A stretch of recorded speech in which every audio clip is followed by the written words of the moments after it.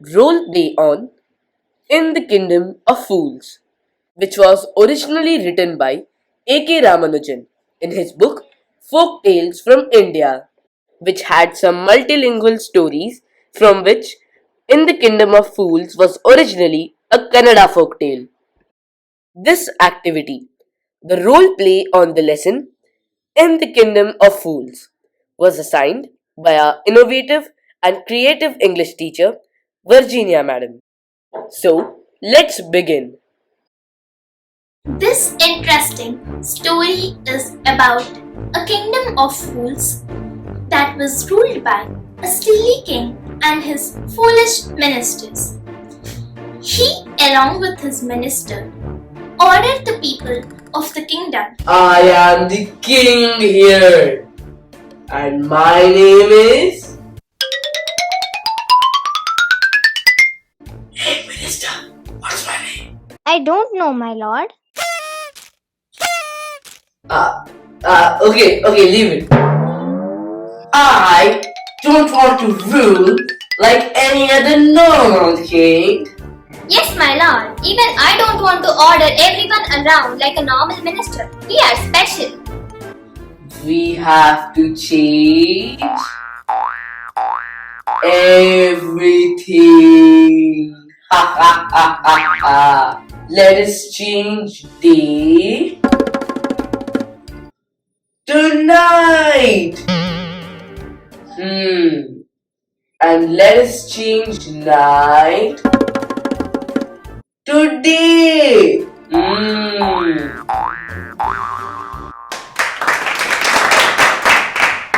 What a great idea, Your Highness. My lord, I think everything should cost a single doodoo so that everyone can enjoy the benefits of their life. Anyone who disobeys shall be killed.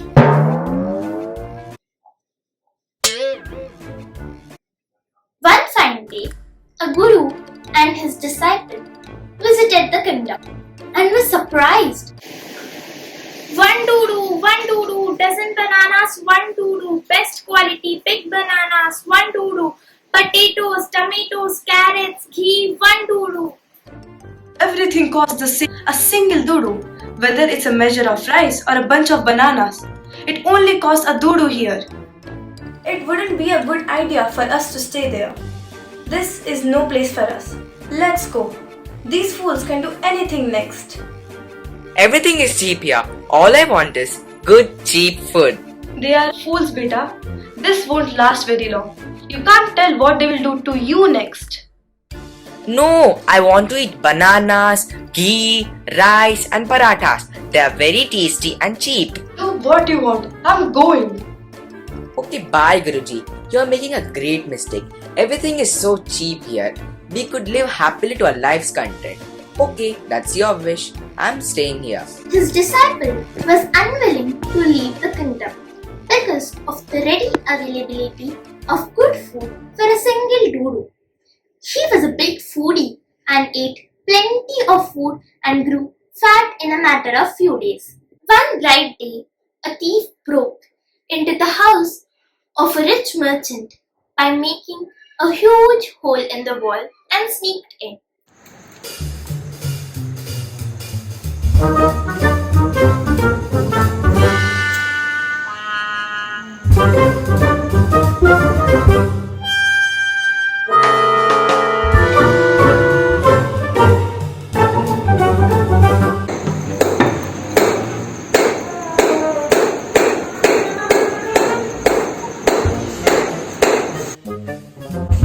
Yes, I did it.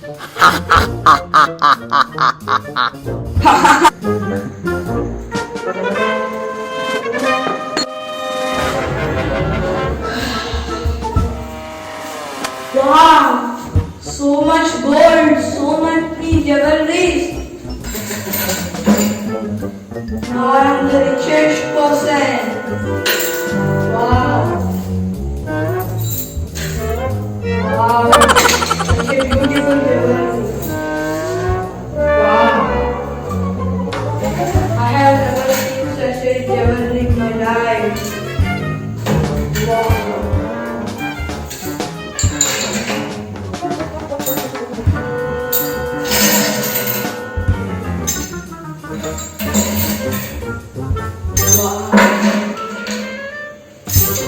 Now I am one of the richest person.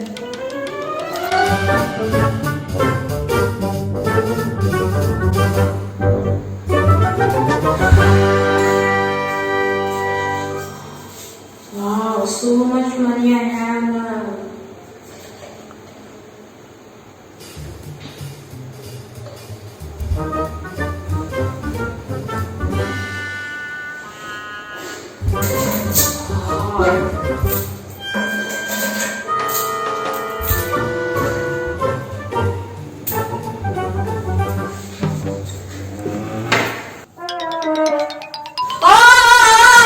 His brother ran to the king and complained. Your Highness, when my brother was pursuing his old ancient trade, a wall broke and fell on him and killed him. This merchant is to blame. He should made a good one, a strong wall. You must punish the wrongdoer and compensate the injustice to this family. The king said, Justice will be done. Don't worry. when the merchant arrived, the king questioned him. What's your name? Tell. What's your name? Such and such, Your Highness. Were you at home when the dead man burgled your house? Yes, my lord. He broke in. The wall was weak and it fell on him. The accused pleads guilty. Your wall killed this man's brother. You have murdered a man. We have to punish you.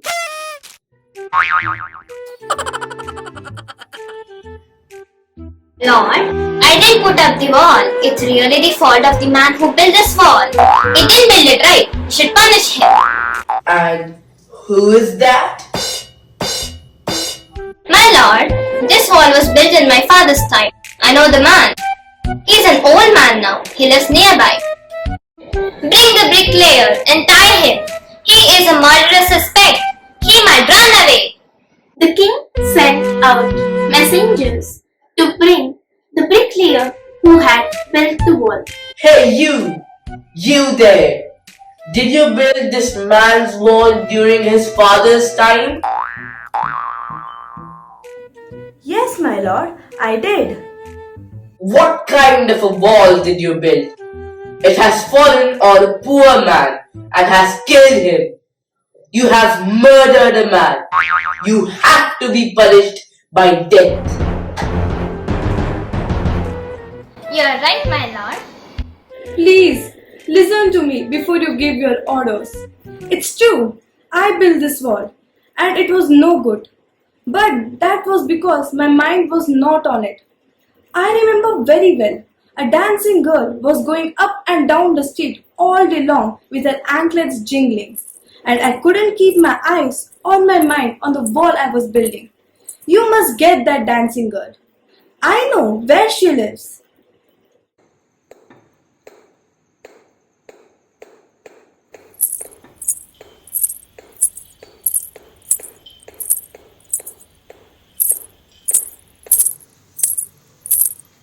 Ow!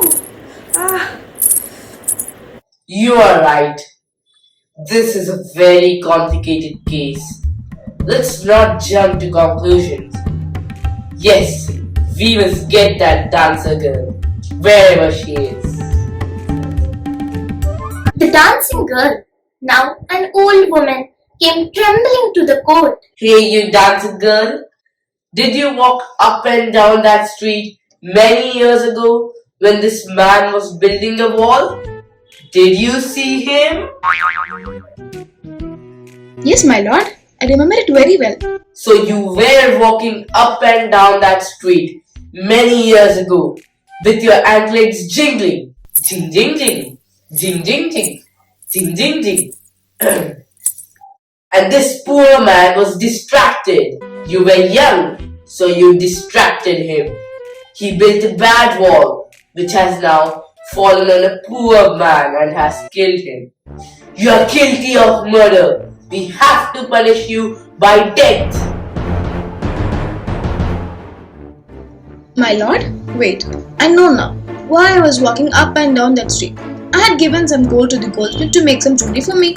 He was a lazy scoundrel. He made so many excuses, said he would give it now and he would give it then, and so on all day. He made me walk up and down his house a dozen times. That was when this bricklayer saw me. It's not my fault. My lord, it's the damn goldsmith's fault. Poor thing. She's absolutely right. We have to do something. Ain't we, Minister? Yes, my lord. So, we have got that real culprit at last. Ha ha ha ha ha. Get that goldsmith wherever he is at once. The king's bailiffs reached for the goldsmith, who was hiding in a corner of his shop. When he heard the accusation against him, he had his own story to tell. My lord, I'm a really poor goldsmith. It's true that I made the dancer come many times to my door. I made excuses because I couldn't finish the jewelry. I was really busy finishing the merchant's orders. They had a wedding coming soon and they wouldn't wait. You know how impatient rich men are. Who was that rich merchant?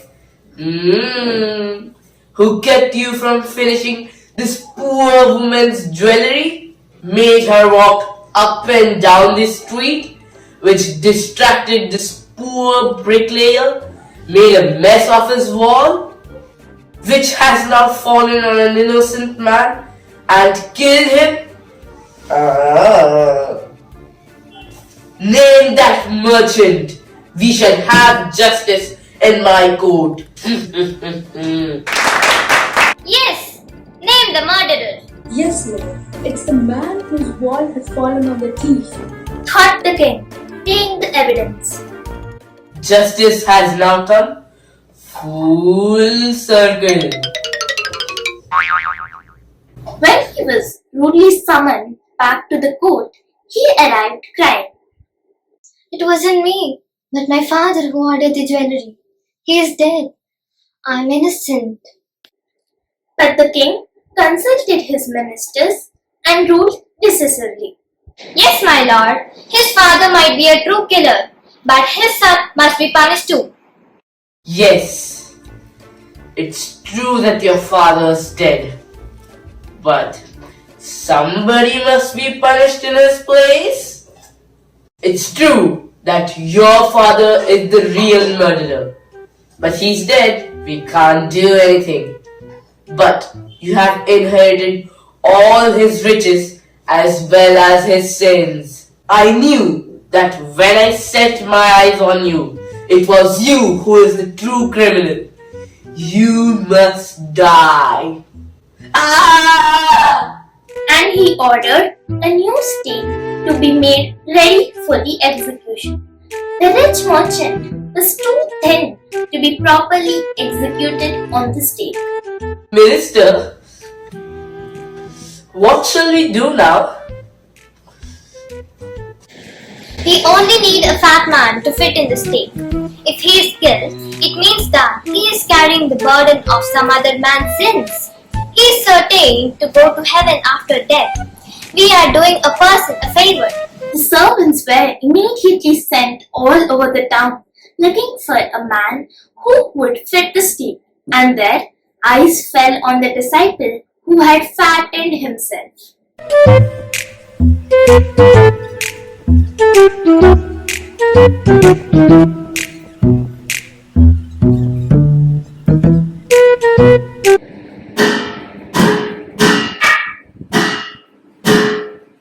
These are the king's orders.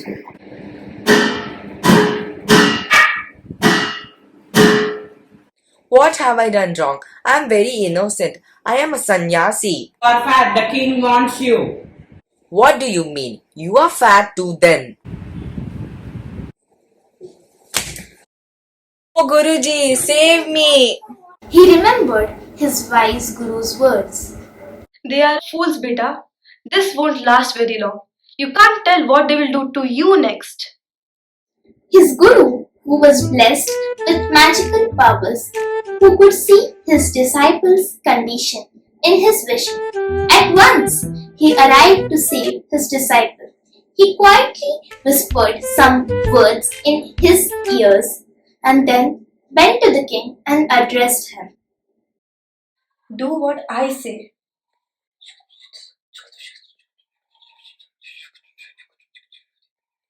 Okay? Okay. O wisest of kings, who is greater, the guru or the disciple? Of course, the Guru. But why do you ask? Then put me to the stake first. Put my disciple to death after me. But why do you want to die? We just needed a fat man to fit the stake. You have no reason to be killed. When the disciple heard this, he understood and began to clamor. Me first. You brought me here first. You put me to death first, not him. The guru and the disciple now got into a fight about who should go first. The king was puzzled by this behavior and he asked the guru, But why? As a wise man, you must enlighten me. You shouldn't ask me such questions. Put me to death first. replied the guru. Will you promise to put me to death if I tell you? Asked the guru. The king gave him solemn word. The guru took him aside out of the servants' earshot and whispered to him. Do you know why we want to die right now? The two of us?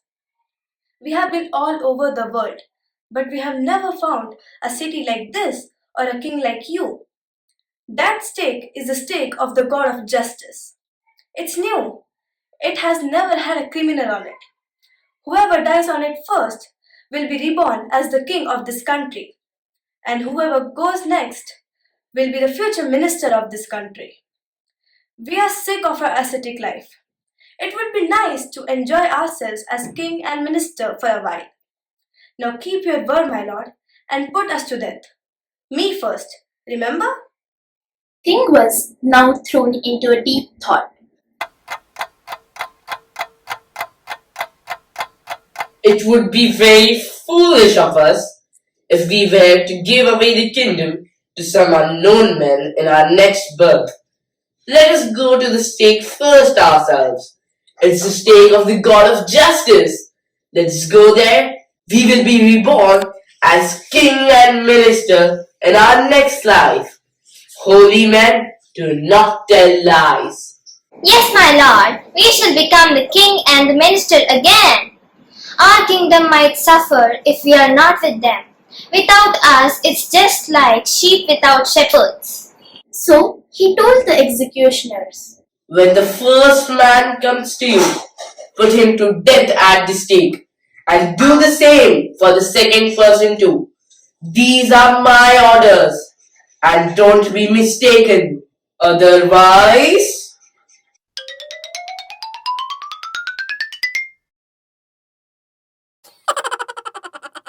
That night, they secretly went to the prison and set free the guru along with his disciple. The next morning, the king and his minister, who disguised themselves as the guru and his disciple, were executed on the stake.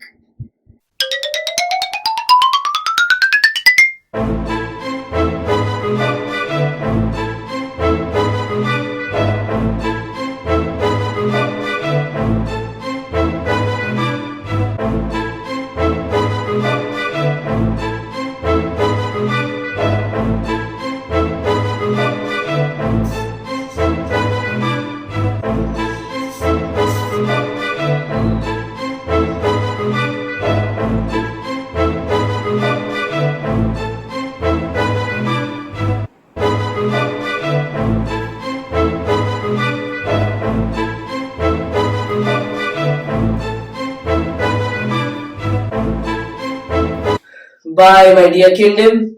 You will get your wise king again in my next birth. Bye bye.